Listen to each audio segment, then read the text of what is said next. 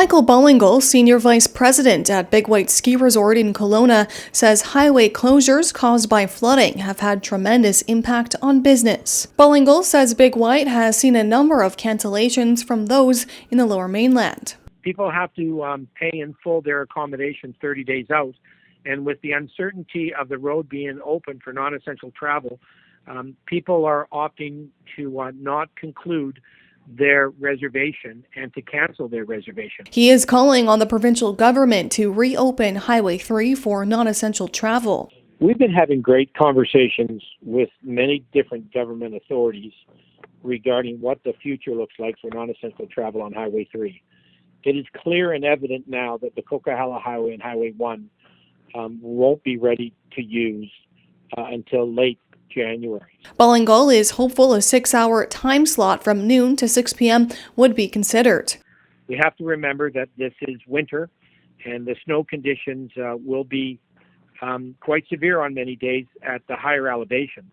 And so we want to give people plenty of time, opportunity to travel with space in a safe manner to use that highway. He says flights in and out of Kelowna are only useful for some. For the majority of the population that are traveling, whether on vacation, to visit family and friends, grandmothers with their baking, et cetera, air just isn't going to be reasonable for two reasons: the cost and the amount of personal luggage that they will be carrying. The Thompson Okanagan Tourism Association says many other businesses in the region are also feeling extreme pressure. And I think everyone's just honestly concerned for each other and making sure that they can get through this time.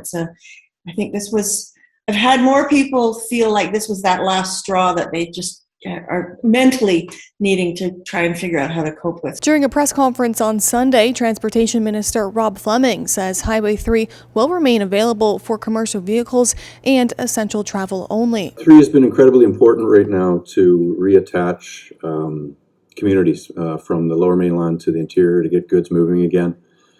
Prior to the closure on Saturday, which was preemptive based on safety assessments, we had a total of 4,000 plus commercial vehicles move through the corridor.